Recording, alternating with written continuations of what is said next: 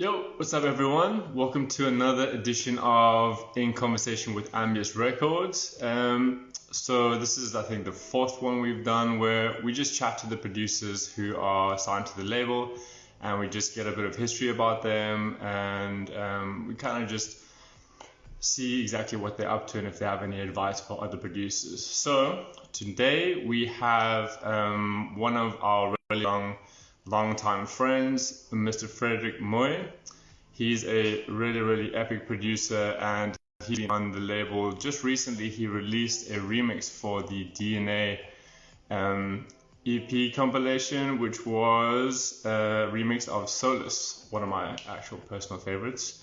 So yeah, we're gonna get him on board and just have a chat to him, see what he's about. He's actually from the US, so yeah, super cool guy. I've known him since 2009, funnily enough. I met him online. I think it was AOL back in the day. They used to have like a chat system in the fidget days, and yeah, I met him online through these platforms, and this is kind of how our relationship has developed. So, see Size has joined in some nice comments. Let me see where he's at and let me get him on board. Thanks for joining, everyone. In the meantime, there he is. What up, Mike? What up, Jordan? Iwan, Dile, Sides, my man. How's it going? Well, good, Size. You are. It's appreciated, man. Mike, hi from South Africa. How things going there, man? All good. I hope you are very excited to go to level 3. There we go, Mr. Mooij himself. There we go.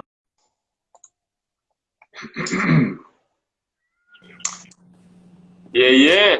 What's up, bro? What up, man? How you doing? I'm good. And yourself? Good. Thanks so much for joining us, man. It's been like 10 years in the making. Hell yeah, brother. Always happy to join the Ambious crew.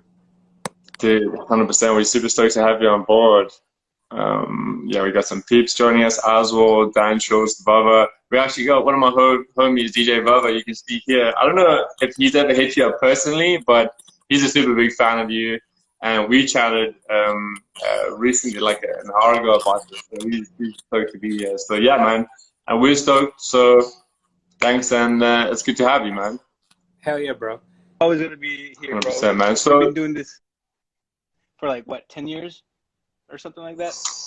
yeah, well, it's essentially, if you think about it, it's 11 years this year, like 2009. That's right. Can you It's been a believe while. that, man? That's crazy. But that's good. You're one of the few that have kept going. Like I've seen a lot of people come and go, you know?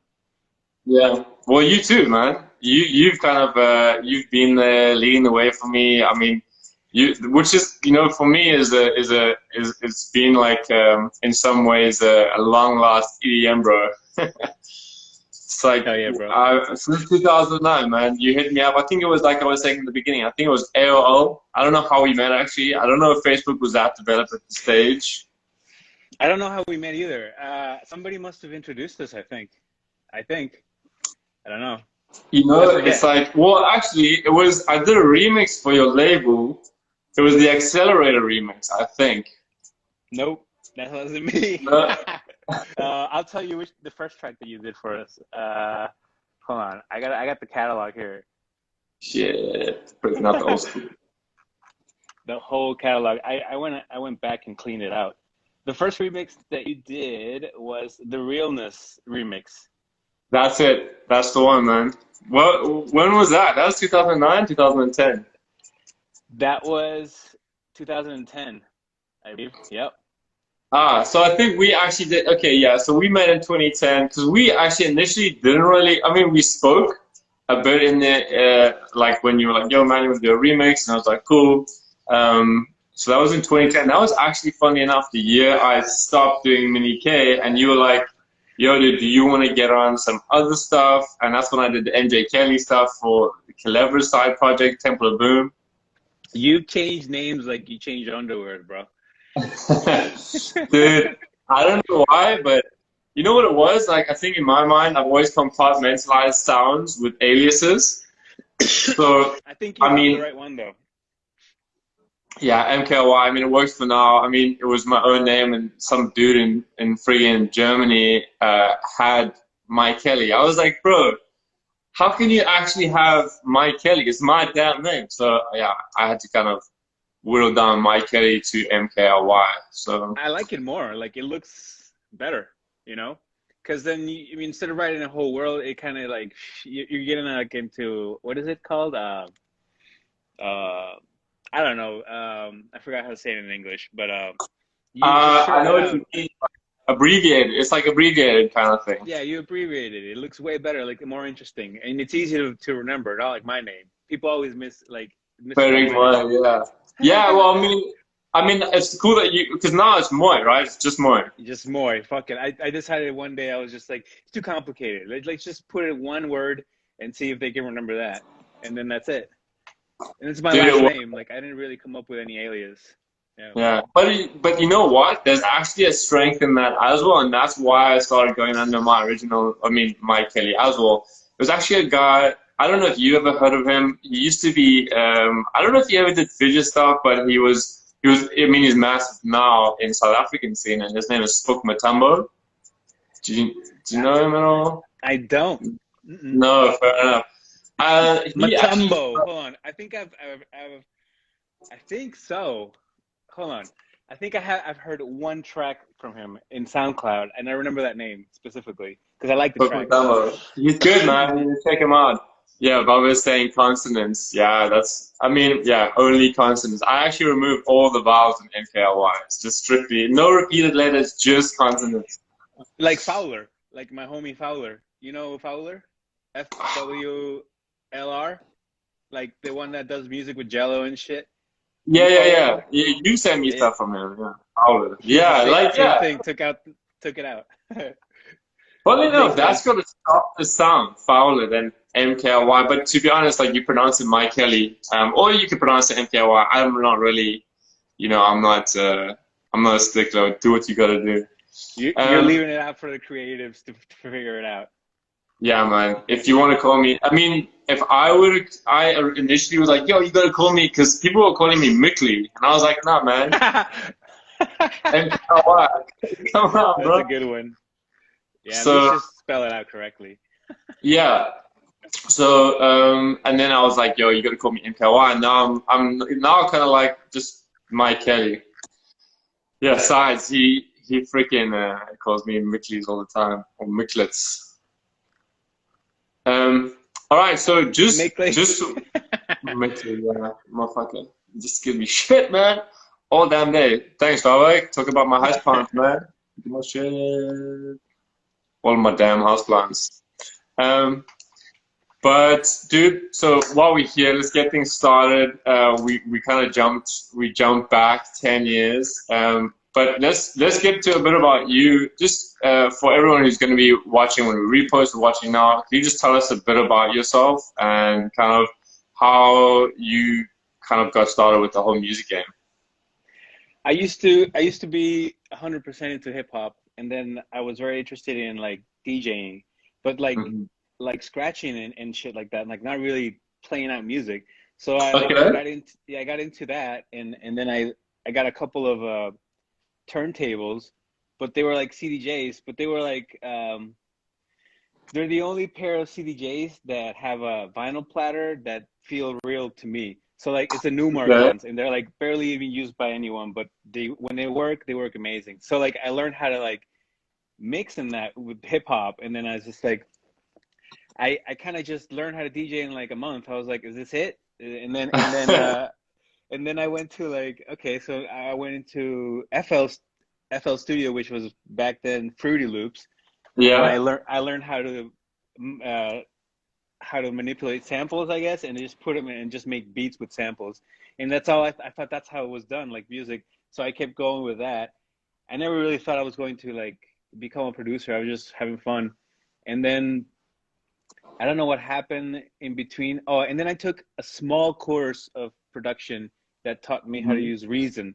And then once I learned how to use Reason, I was like, oh, this is way better than FL Studio. So I moved to Reason, and then just kind of kept DJing at the same time. And Yeah. well, when I started to rewire into Ableton, that's when things just started to like ramp up because that program to me is like makes it easier for me to lay down my ideas and like and just like Yeah. I learned about production more with Ableton than with any other program. So like as I started to complete tracks one after another one, like I learned a new thing every time, Yeah. and still now like every now even if it's just a small thing, like I'll learn something new when I finish a track, like or I'll consider something new next time, and it's just like that's kind of like how it's been. Like people always ask me like how did you get to the point? I'm just like, I had to finish tracks. A lot of people get stuck in like just loops. Like what you know, they don't finish it, no arrangement, no nothing. And I'm just like, just finish it. Even if it's shitty, Yeah. just finish it. Yeah. You'll learn something. And then people Yeah. like are very stubborn. So that's how I Dude. started. And Yeah. then I phased out everything. I phased out Reason, FL Studio, and stuck with Ableton. Yeah. And then I decided when I graduated, all of this was when I was in college. I got my degree, and then I decided that I will pursue music 100% because I consider at the time that I was good enough to keep going. Good So man. so now I think it was a good choice, even though like I stopped for like a year and a half or so, but that was just because I transitioned from Mexico to the U.S. and it was just like it was a shitty move, and it was just like trying to get the family business started, life shit, you know. So then, Yeah. but now I'm back, and now I'm back with a vengeance. I've made so many tracks, and I'm still making more. So like, I'm just never gonna stop now. Dude, there's so many points that you raise there that are like just little nuggets of gold that if you just look at it as a whole, people might not focus in. But there's a few things I actually want to touch into, which there were funny enough questions I wanted to ask you later on. But so, okay, so obviously, the one thing is you tried out all the software, you found the one that works for you. I mean, for me, funnily enough, I started with FL. You know, all my Mini stuff was on FL. And I Yep. mean, I wasn't even mixing, man. I was just, I'm pretty sure I sent you a red line like mix. I'm pretty sure at the time. But I Everybody would, did, bro. Like everybody would push their shit, and like I learned how to mix and master as well. Like, cause everybody would always send their shit and pay somebody else. I'm like, why you want to do that? Like, just learn how to do it yourself.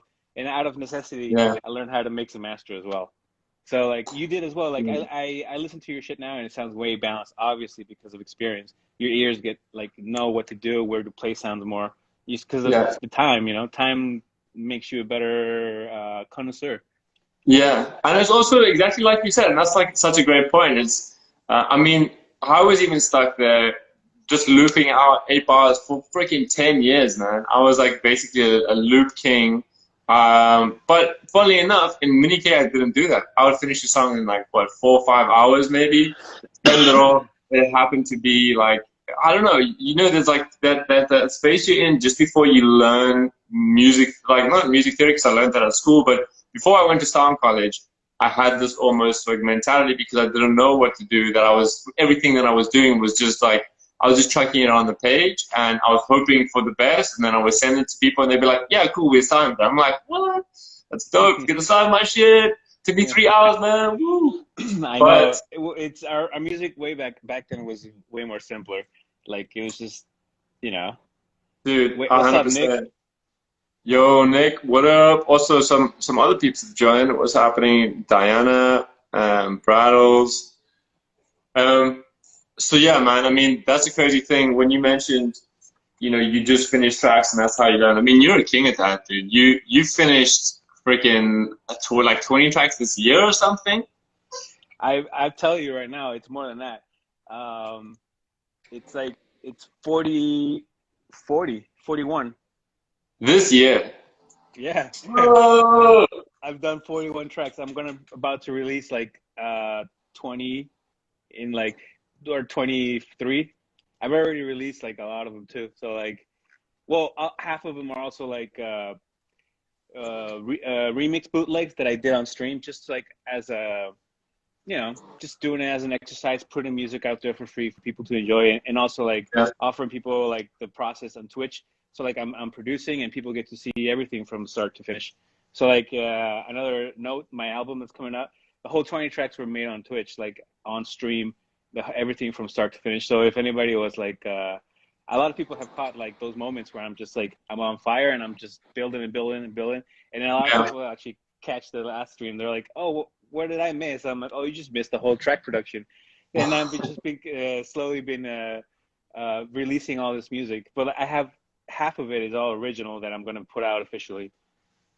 Man, that's insane. And I think that's such a good kind of process, you know, being open to people seeing your production process. You get to kind of learn in some ways because you're being watched, I guess. So do you feel that puts you in a different perspective for like other producers who are thinking about doing that?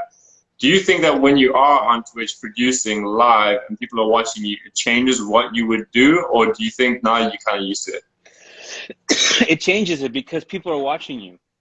Yeah. So it's different. Like if you want people to stay, you have to do something dope. So like you have to perform in a way. Like so when I get into the stream, I try to like make shit quickly and make shit dope. So like it doesn't always happen. Like and sometimes I'll fail and you know it's okay. But like 90% of the time, I'll mostly be very productive and like and be in the groove and like fucking and people will come in and they will stay because they'll hear something that they like instead of Mm-hmm. silence and clicking the mouse and then a comment every now and then. Instead, they're fucking hearing a jam and you putting sounds in there and and they're vibing with you. Which like, what's the fun part of producing? It's when you're hearing shit happen. It makes your shit bounce, and it's the same thing. Like, but you're just making it quicker, I guess, or just trying to translate it into Twitch, in a way. And I think Yeah. it's a whole nother game. Like, uh, I used to think that I would never tell people my secrets, but I don't give a shit anymore. I don't care because it's just techniques that are being individually used by the artist. Like nobody's really gonna make my music ever. They could copy Yeah. me, but it's gonna sound like a copy, and like it's always gonna be that way with every other artist. So like I don't care anymore. Like then that's why I decided to stream on Twitch. Every time I make music, I'll log on and I'll offer people a chance to just see, and they'll ask questions and I'll answer them. But most of the time, I'll be quiet and I'll be working, and people will watch. I'll have like 10 people just chilling, just watching, and every now and then they'll ask a question, and it's all good. Like I'm there for that too, because Yeah. you know I don't mind helping out people or some of the followers that I have.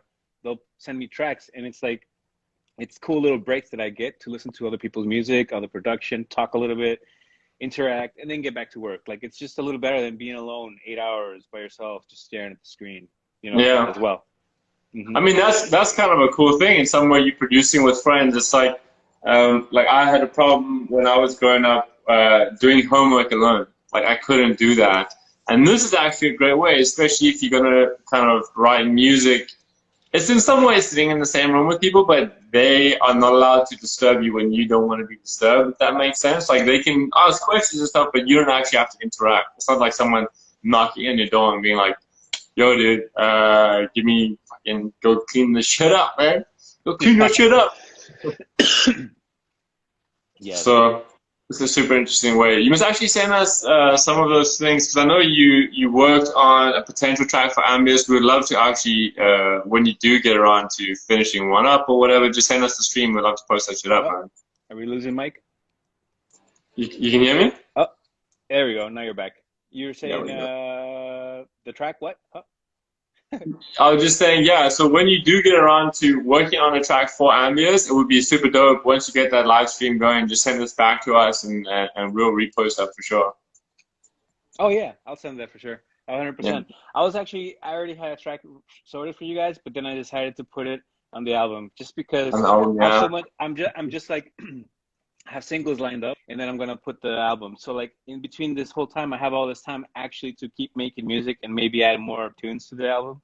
So like Yeah.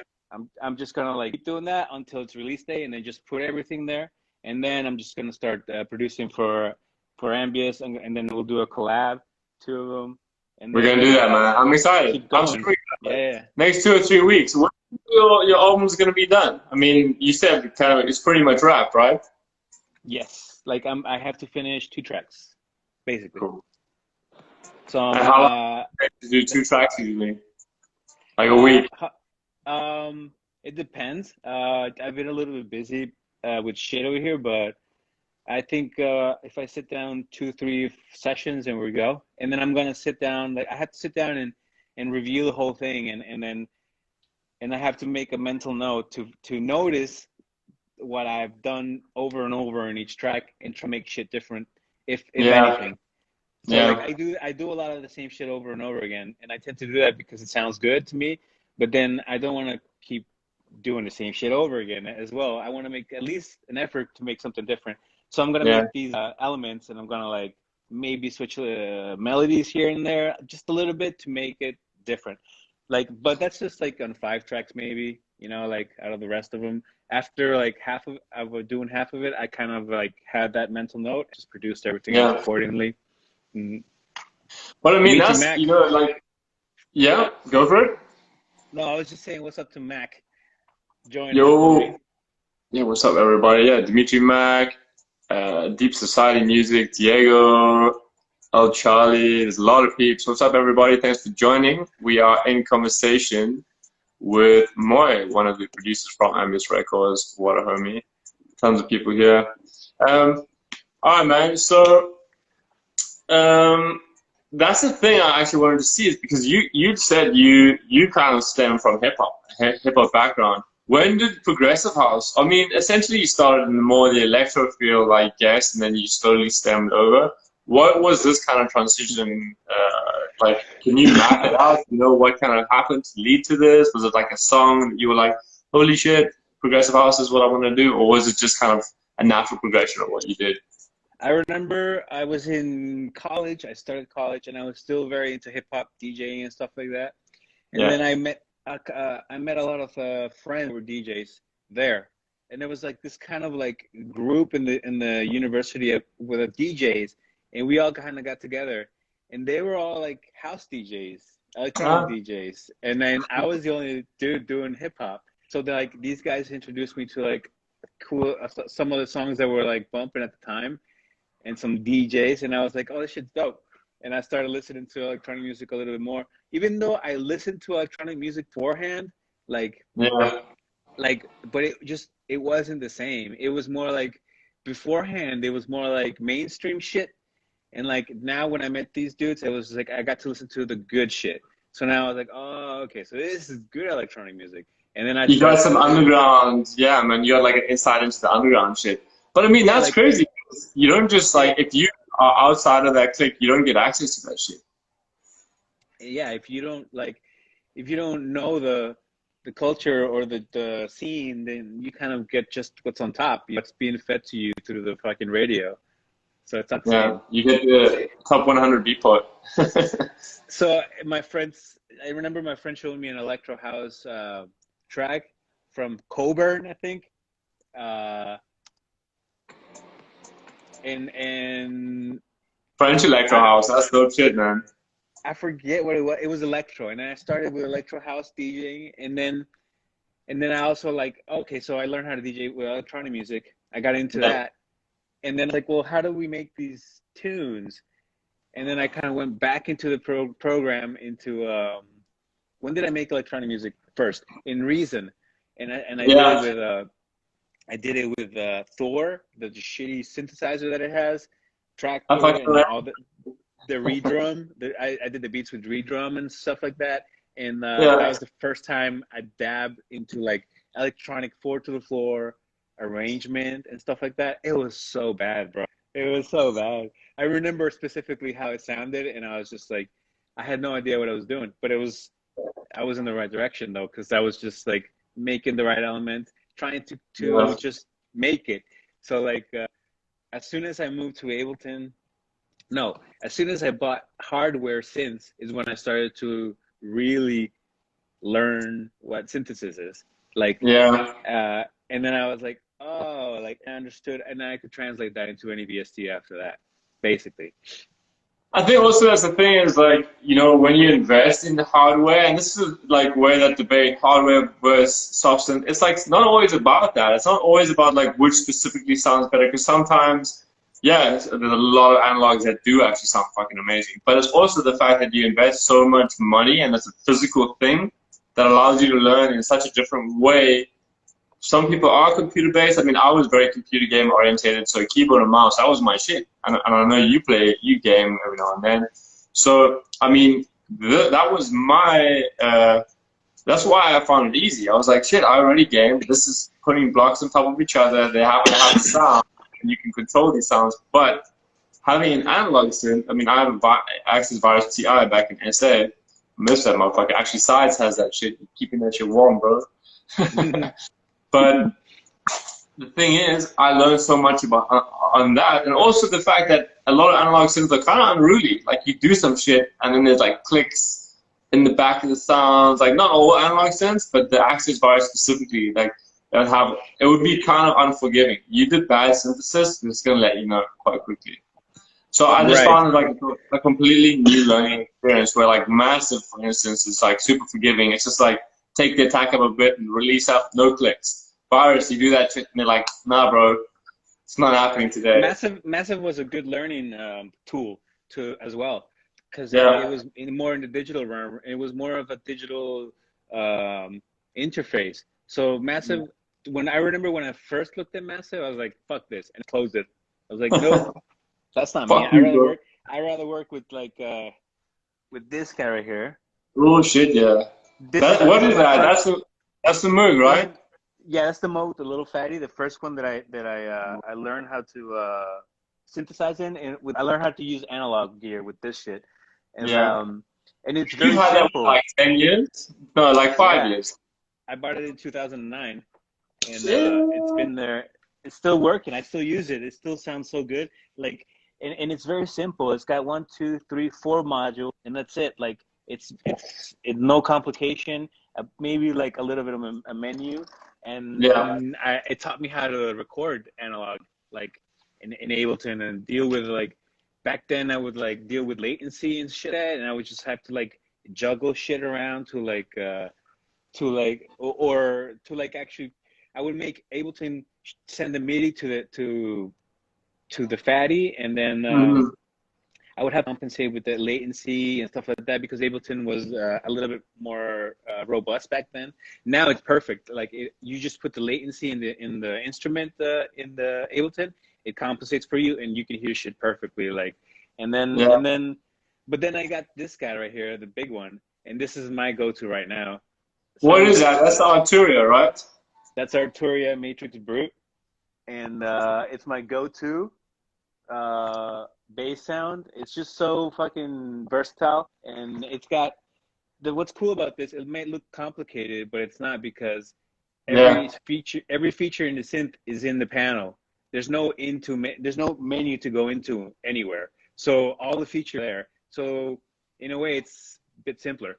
Like than this guy up here. This guy has so many features inside the memory that it's just so confusing, Yeah. and What is this one's that just guy? better.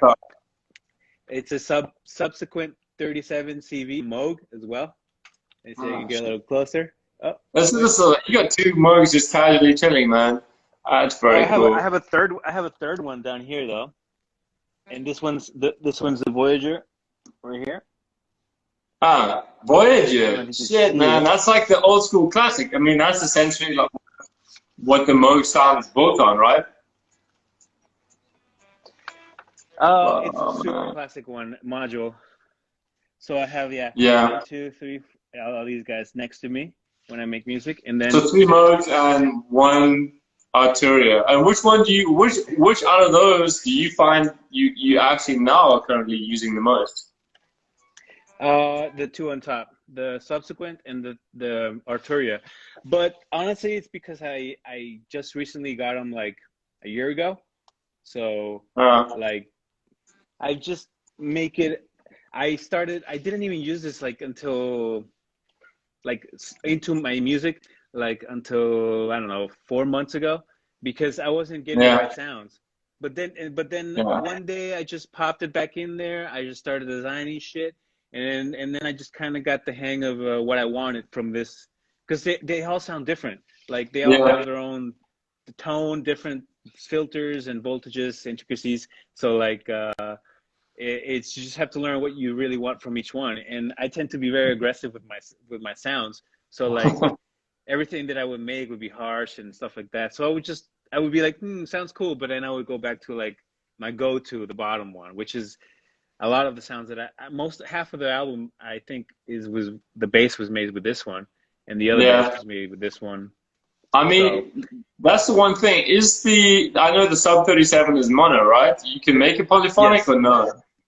they're duophonic. So like it splits the oscillators. So it's two oscillators, and it splits the oscillators between what two keys you press on the piano. So like you press this one and this one, and it'll just split them. So you'll have like maybe like a saw wave and a square wave with the other, and just make different weird combinations as well. Yeah, And this one as well is duophonic as well. man, that's It's crazy. weird. Shout out to everyone joining. Galileo, I'm Dumb One, Mess with Music. Do you know Mess with Music, man? You heard of these guys? No. What's up, guys? Thanks for joining. Yeah, thanks for joining everyone. Kimetsu, Gareth, EcoZ.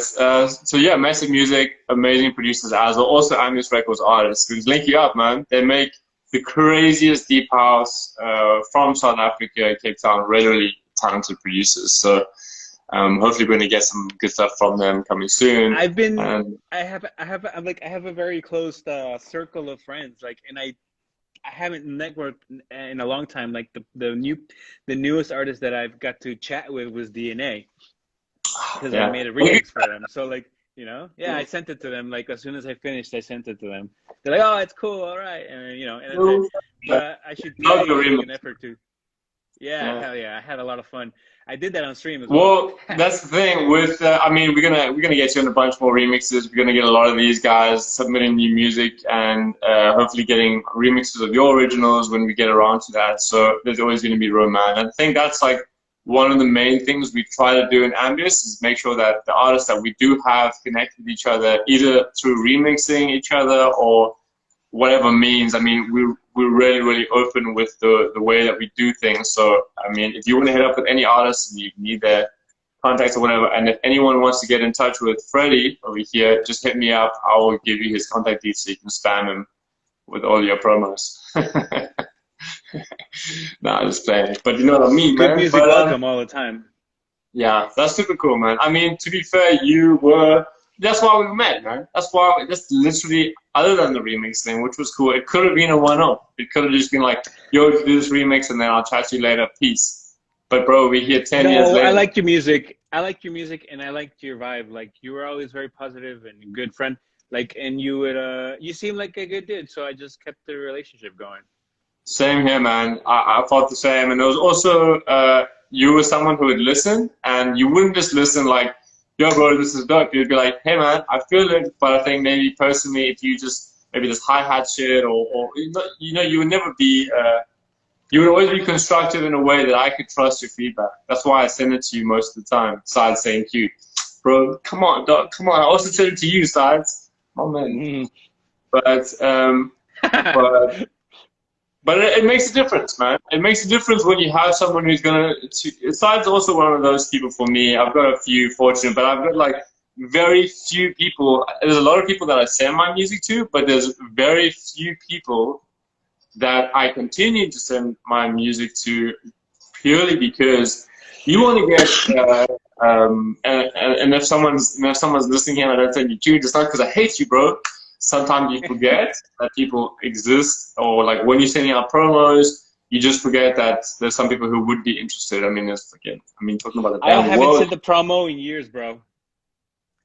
Yeah, I mean, it's not always essential. It's useless, like now. Well, to me at least, because nobody answers me, dude. Like, it's like, why the fuck do I even bother? Like, I sent it to my friends, you, and like people that I know, but like to DJs and shit. Like, the only person that I do send it to is Liquid Todd, that played my shit in Sirius XM. And that's because I might have a chance to land at another time. But he never answers either, bro. So, like, to be honest, I mean, that's one of the things I'm doing with another company I work in, Jet Black, which is essentially a booking agency, but we actually offer promo services. And we only found now, I don't know if you've heard of InFlight by any chance. I get promos from them from Honduras. There we go. So in-flight, we as Ambious, we tried out Labelworks, we tried in-flight. I shit you not, man. The turnover rates of people who will actually listen on in-flight is the highest I've ever seen. So if it's more expensive though, this is how they get their money. It's like £75 for 3 promos, so you can send out 3 promos, each of them, whatever, it's divided by 3. But the point is, of the people that we send to, about, I mean, saying if they subscribe, about 50% of those people will listen and comment and say either it's not for me, because of the way that Inflight works. That it's like a website in itself. It's like an app, so they get notifications when a new label sends people promos. It's not like sending to your email. You're like, motherfucking spam, bro. Who's these bitches? This is like a simple app. You go in, you get tons of promos from other companies, and it just kind of looks the same. It looks like it might be from another company, the way that they deliver it to you. So the chance that people might actually check it out are a lot higher because it's delivered in a way that's not like, yo, bro, these random people want to hit you up, listen to my shit. And also you can unfollow people if like the label isn't for you after 2 or 3 releases. You're just like, nah, bro, these guys won't please. And you just say, not for me. So I don't know if you ever did want to get back in the promo game and you wanted to spend some time financially. If I get a list, for sure. But my list, like, when I have, my list used to be dope when I used to make fidget. Yeah. Yeah, I mean, all kinds of reactions, man, when I made fidget. And then I kind of stopped, like, when I moved, and shit just died, you know, because if you stop making music, you know, you fall off quickly.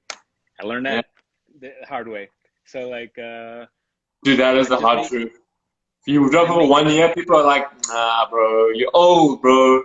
You're old, man. I'm like, dude, same guy, motherfucker. Same one, but better years. It's just, but I make a note now, like, when I make music, like, to never stop making music again, because I noticed, like, it makes me happy as well. So, like, when I finish and I listen to a track, it's just like, there's no other feeling like that I get when I work, you know? So, like, it's just the reward and return personally is excellent. So I'm just I know now that I should stop making music and that I should always keep making it. So there I am. I'm just, that's a decision. And I stopped because of shit, you know, like girl shit. I moved. I needed money, shit like that, you know, like shit life. So, like, it's hard to get into that space. Dude, it's classic. Look, it's hard, man. The girls are cold as fuck, and they'll do whatever. And you just have to deal with it and accept it. That's all. Like, that's what happens. Like, and you know, you live and you learn, but you have to always remember to, like, use it in a way. Like, when that shit happened to me again, you know, whatever, I channeled it and I made like 20 tracks out of that or whatever, you know, stuff like that. Like, you just you focus on the good shit that makes you happy, and that's what it is, because you have to be in a headspace as well. Like, you can't make music if you're sad or angry, or maybe if you're angry you can make music, but I mean, you know, it just works better for everybody if you're happy and you're making music and enjoying it, rather than feeling like it's working, or if nothing comes out and you're not in the right headspace. So, like, it's very important, in my opinion, to always be happy doing this shit. Dude, preach that shit, man. Because it's true. Because some people, they almost live separate lives as a producer, and it's like, hey, man, you actually have a whole bunch of real life experience. You can name your song some shit that's twisted about your ex. I don't know. You could do that. You could do that shit, man, if you wanted to. You shouldn't do it. Or not even that. Like, not necessarily have to channel it directly at it, but know that you can, like, make something out of it, and then just be happy with that. You know, like, not necessarily have to be with it. You could do it though. I mean, it doesn't matter. It's a choice. But just know that you, like, if you channel it and make something out of it, then that's better than sitting sad in the corner crying. You know, like. Yeah, and also when you produce, like, the time goes quicker. Well, I mean, for me at least, a lot of people produce for different reasons, but for me personally, it's because I actually love the feeling that you get into that flow, and you're like, this will sound cool here, this will sound good here. That feeling itself, if you're in a tough spot, like, I don't know, man, we've all had shit times. It's therapy, man. Music is like, it helps you, man, like, in a way, because It makes you feel, and it makes you feel in a certain way. So like Yeah. I have music, I listen to music sometimes and make me sad, you know, like that'll make me emotional, you know, like, Yeah. and I'll be like, fuck, man, like, but it'll be beautiful music, and I'll keep Yeah. listening, but my emotions won't be in control because it'll make me feel a certain way, you know, certain songs, and then other Yeah. songs make me feel fucking banging, and I want to be happy. Like these are the types of things that I'm looking for when I make music, that make me Yeah. feel in a way, like melodies that touch me and be like, oh, it's so good, you know, like that makes my ear melt, like, yes, I love it. Stuff like Yeah. that. It's just, and it's harder every time because I'm very critical of my music. So like, in order for the shit to pass through the filter, I have to like it. So like, it's hard now. Like, if the next batch of music that I make now, I don't know what I'm gonna make. Like, I already made so Yeah. much music. Like, and I have to like enjoy it, and not force it. I just have to make. That's it. Yeah. Yeah, man. Fucking sides in the comments. My man, bro. My man. Just shout out to everyone who's joined in. Kometsu, really keen to hear your music. Drop it to us. Demos at ambiousrecords.co.za. If y'all want to send us your music, we would love to hear it. Mo Groovy, what's happening? Size, I'm never gonna reply to you, bro. Just get used to it, dog. You're gonna be in that blue tick, that double blue tick for life, son. Nah, playing. Boy, I love that, homie. We're actually writing 2 tracks at the moment, dude. Me and Size. So this is what I gotta finish up. I got one more to do, and then it's your knees, your meat, baby. Gonna do it, man. Dude, we're gonna make some fucking fire because we've never collaborated. 10 years, man. But to be fair, I think it was like it needed to happen. That like space we've been talking. You were in a certain place. I mean, to be fair, I was releasing like max 3 tracks a year for the past basically 10 years, man. I was on Cubase. I was running my studio, like you said, life happens. I was running a studio that was kind of specializing in film score. Bro, if you're gonna write a film score every day, like work on a bigger project, like 2 years ago, I worked on a project for a whole year. You got to do that shit every day, 4 hours, 5 hours, produce. You're not going to go home and be like, oh man, I can't wait to produce. Nah, bro. Fuck you. Fuck you, Cubase. I'm not going to produce today, bro. And that's what it was like. And that's, I mean, this is also a reality of music games. Like, hey, I want to be a music producer professionally. And then you do it and you're like, man, I can't wait to just make my own shit. Just like fuck around on Pretty Loops. Drag some shitty ass hats in there. Put a shitty ass kick. You know? People expect to get there, and they don't know that you have to take steps to climb a mountain. You know, you can't just fucking climb it in one step.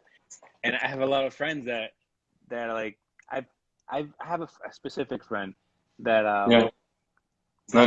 hasn't improved. That hasn't improved. Shown him straight up made tracks with him from beginning to end in front of him. Just explained everything, couple of times already. And I've already like given him so much feedback, but the dude still struggles to arrange his tracks. And I'm like, you gotta finish it.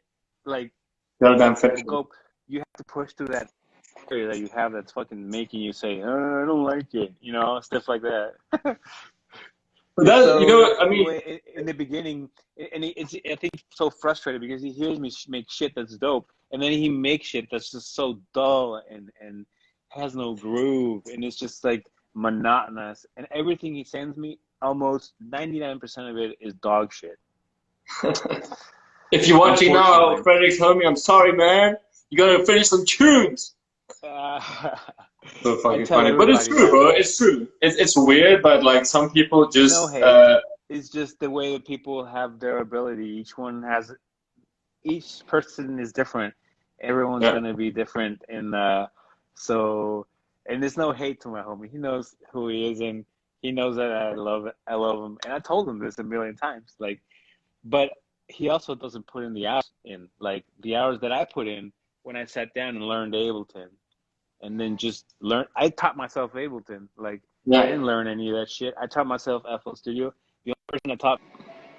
Fruity Loop. Yeah, Fruity Loops. Oh shit. Are we good? Yeah, are you there?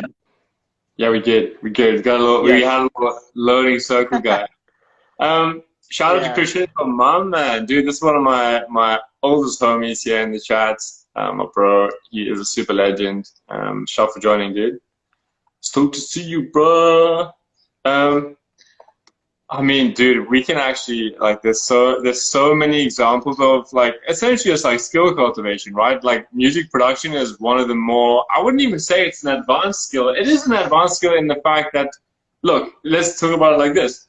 To get amazing at any fucking damn thing, bro. Any damn thing. You want to be a good painter, you want to be a freaking good, I don't know, bro, like gardener you gotta put in the fucking hours, and to get to that 1% where everyone's like, bro, I can't wait to be 21 and become Skrillex. It's like, man, like that guy is 1 in 40 billion chance that you're gonna get to that skill level. Which, to be fair, I mean, I'm not gonna degrade it, bro. But if you hear the releases before that one release, and then Scary Monsters and Nice Fries, you're like, bro, how did you go from this shit one release before, and then you made this shit?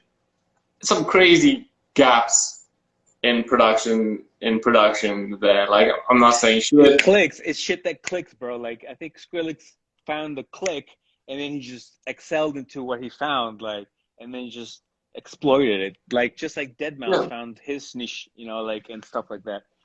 It's like you have Same one. thing. It's like you were saying. You finish one of those tracks. Like, hey, I like the way I put this kick together. Let me do it for the next time. The next time you do a snare, you kind of dig. Or it's like these little things of like you learn layering of kicks. Or like for instance, my kick. So you were speaking to me about my kick. I found that kick from fucking like 2 years ago. I was using that kick and I used it in one track. And I was like, I was watching Sebastian Leger's tutorial thing, and he's like, bro, I use the same damn kick at every fucking song. I don't even tune that shit. I just mix it differently per song. And I was like, fuck, because when I was coming up, I was like, bro, you're so lazy. You gotta do new kick every time, new snare every time, new hat every time. And then it was like, bro, if you're a drummer in a band, you're not gonna swap out your damn fucking snare drum every damn time because you want something fresh. I mean, fair enough. I do use new claps. I do use a lot of stuff that is new, but I'll resort to like similar plugins. I'll use Spire, which is like the more proggy stuff. I'll use Massive for my subs. Massive is my sub bro, always. I use You like, have to you get know, you have to get a piece of analog gear and incorporate analog bass in your tracks, because then that's the thing. you'll see it, like when I grab Massive and Serum and I put Yeah, a sine wave on that shit, or I design something and I go into my analog shit and I do the same thing. The sub is night and day.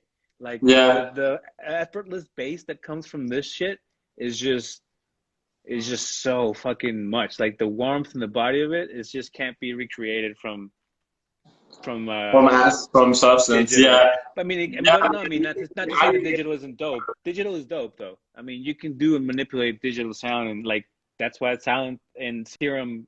That's why Serum is the way it's on top right now. Because yeah. it sounds good. But analog as well has the that kind of crispness and fidelity that you're not gonna get in the range of when you're sweeping filters and stuff like that. You're not gonna get that with the digital, not even with Serum. Serum, like you can't not compare the sweeping effect from the Moogs or the Arturia when you start sweeping that shit. The It photos, doesn't. man. It's the photos. It's It's like you league. know. It's leagues that if you could literally just buy a mode filter, I mean, you think you can, right?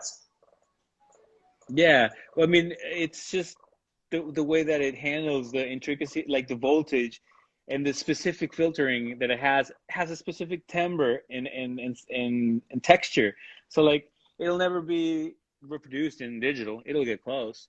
But then when you go into the digital VSTs and you see these kinds of, like, if you turn up the resonance and you start sweeping with digital VSTs, it's like it sounds digital as fuck. Like, and Yeah. then when you put it here, that's when you hear the raw shit and you hear the real like signal happening and real sweeping, because it's just not being faked.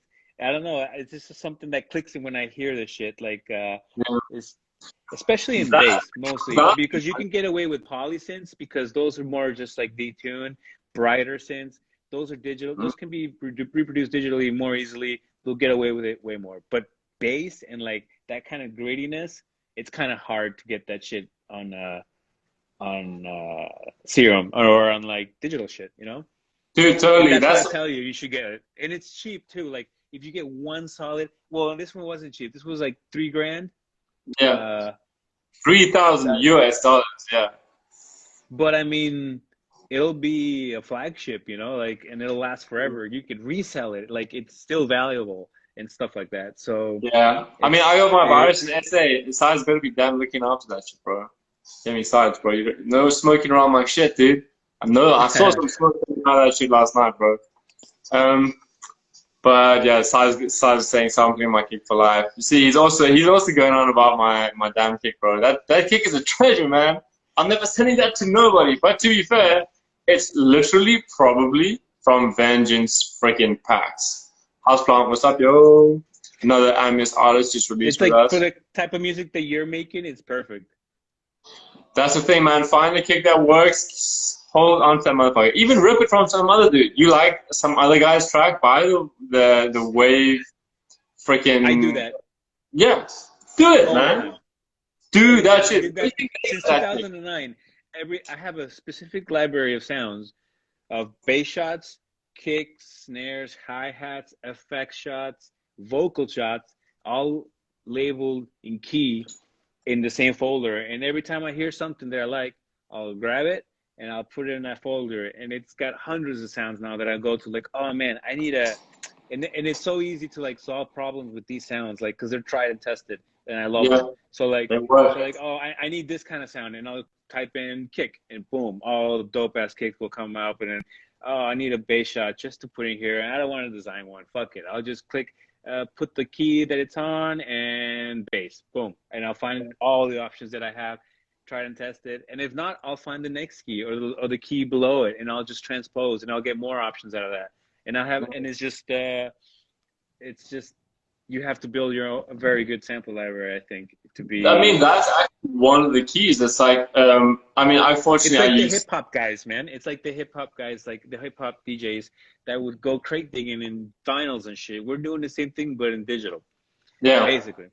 yeah. And they just find like the one loop, the one freaking loop that works, the one part where the whole band wasn't playing, it was just the drummer. Then they just freaking loop that shit back. But dude, if you think about it, I think like one of the main differences is like barrier for entry for sample banks, right? So I use Splice. Fortunately, they have some pretty good shit. But the thing is, if you get like vinyl only releases, the label who's gonna put out only vinyls, even though like old school shit, the barrier for entry back in the day was a lot higher. So now digitally, you got dudes who are like ripping really shit quality loop banks that are made by like, I mean, not saying there's a fucking amazing loops out there, man. I just finished up the sample bank. You got a few sample banks out, so you know what goes into that shit. It's not like the easiest thing, and it takes a lot of time. But as a producer, you generally tend to put in a fuckload of work because you're kind of representing your sound in some way, you know. So Yeah, I did a fidget sample pack, so it was quick, honestly, dude. And I yeah, didn't, honestly, I'll be 100% honest, I put zero effort. I just wanted the money. So fidget though, bro. I just Fidget made though, sure that dude. it was sounds that nobody was making, and Mhm. that it was like kind of my signature sound. So like I sold easily 4 sample packs to these guys, wiped my hands, see ya, and then I kept going, like, and yeah, like it was a buyout and it was perfect. Ah, so And they bought you then out.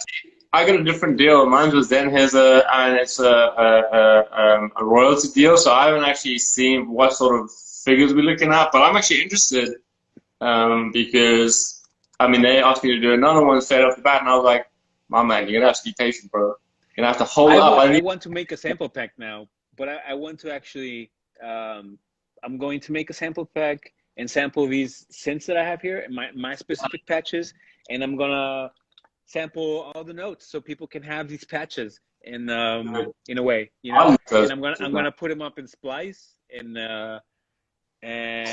shit like that. I'm gonna upload like patches from Serum as well that I have, and Mm-hmm. stuff like that. But I mean, that's a project that I want to do. Like Put now out that I your. want to put, yeah, I just got to figure out like how to, um, what kind of stuff that I want to make. Like if I think I just want to do like these tools instead of, have like melodies and stuff like that. Just have tools that people can use, like specific chords, play out in plucks, that you can be used over and over in different things, not just have like a certain melody that you can like kind of certainly use sometimes, you know, more Yeah. like bass shots, chord It's shots, like stuff like tools. that. Yeah, one shots, dude. You know what? Loops are fine. Like loops are cool for getting ideas, but like, dude, I've only used yo, doggy. Is that Max? That's Sam. This is Max right Damn. there. That's Oh man, that's so cool. How many and dogs you then got now? down here is Bear. Ah, Ben, that was his name. Oh man, wasn't he the OG? You've had him for a good while, right? I actually I had to put down the parents recently, not far apart from each other, because they came down with a tumor, and I was in a bad place financially, so I couldn't take care of them. So I had to make the decision to put them down. But I have the two boys that they had, which is they're brothers, and now I have these two guys still. That's fucking tough, man. That's a tough one. Because also, like, you don't want them to suffer, especially with tumors. Like, No, you don't. And one of them was kind of in pain, so I had to make the decision quickly, and I had to do it right there. And the other one, it came down with the same shit, dude. They're not even related. It was weird. And you know, I just had to make the decision, man. You have to do it for them and save them the pain, which is what you yeah, do. Yeah. shit, man. But yeah, I'm so happy you have three awesome homies that are hanging around now. So that's really good, man. Okay. Yes, they're homies for sure. They're always here Uh, with me when I make music. yeah, and Needs here. My girlfriend's joined us. What's up, Needies? Joining in the fun. What's happening? Let me send a little WhatsApp. She must have heard some of my music, huh? Yeah, she's keen, man. She's taking you out, doggies. Yeah, he's got the Dude. coolest dogs. So, I mean, it's tough. It's a tough question to answer right now because things are kind of a little bit weird. But in What? terms of the scene in the US, especially where you are, like, do you see things developing in your genre in the progressive house scene? How are things in Texas? I mean, I don't really know many Texas-based artists at the moment. You know, the scene, I'm not, I'm not entirely sure because I have been locked in the studio making music. So like I I haven't gone out. Like I usually go maybe every now and then downtown, but these bars, like there's no, well, where I live, there's Yeah, no fucking dedicated, there's one small place, but it's just like house music. It's not like dedicated for electronic music. It's just one certain genre, and I don't know. There's nothing fucking popping here. I know that in Austin and San Antonio and Houston, there's like more of a scene there, but I'm not sure because I've never been. So like, yeah. I don't You, I mean, know, you're a man. Like, studio you have been a studio producer for a long time, so I think like you know sometimes it doesn't actually matter if you're putting out really consistent stuff and you're enjoying it, but also it's like a lot of places. I mean, you're talking about South Africa. Fortunately, we had a scene that was pretty dedicated. That was not necessarily to only progressive house, because that's like even niche of niches. Like even right now, it's made a resurgent. You know? yeah. Well, I know that. I mean, fuck. Before all this shit started, of course, there's always festivals all over the place, and they're still popping. As far Yeah. as deep progressive house, I don't know. I think you have to like look for them because nowadays it's just that EDM kind of festival lineup shit, you know? Yeah. Like they're looking for the headliners, man. And I would like to see like I remember back in the day that I went to like a John Digweed uh Man. fucking, and that shit was dope. Like there's nothing like that these days anymore. Like I'm kind of looking for those kind of vibes, you Yeah. know? Or like or if I'm gonna play, like I haven't DJed in a while. Like I wouldn't know what to play anymore. Like because I make so much shit different now. Like I even slowed down. Like half of my album is like 115 BPM or lower. You know, Nice. like I That's a made a good lot of territory. tracks. It's a good production. I slowed it down, and then I made also the 128s. I also made like a couple tracks around 120. So like I'm moving it around, and putting like that new disco vibe into the shit. And but I've also like revisited progressive once I started when I remixed the DNA track. I was like, Yeah. oh man, I miss making progressive, and then I made the progressive track that I'm going to put on the album, which is like the only one really specifically progressive out of the whole album. The whole thing is just like kind of funky and new disco vibes, house, but this track is just like progressive, out in and out, 128. So it's Yeah. gonna be good. I think I'm gonna send it to you right now. I think We, you're gonna like it. It's the one um, that I was can gonna you give hear you that? guys, honestly. We actually have 4 seconds left.